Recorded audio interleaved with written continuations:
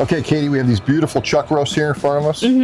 And what I look for in a chuck roast is, you know, just like a steak or we're talking ribs or whatever. Yeah. You want to look for nice marbling. Okay. So it's the striations of fat within the meat. But then there's different muscles in the chuck roast, right? Yeah. So between the muscles, there's fat. And I'm looking for less fat there.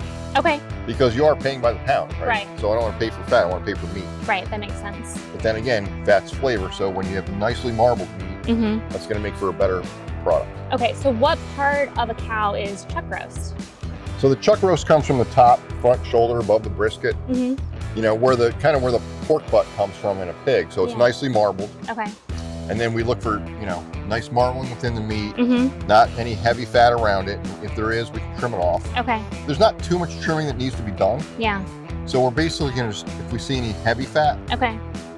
remove that.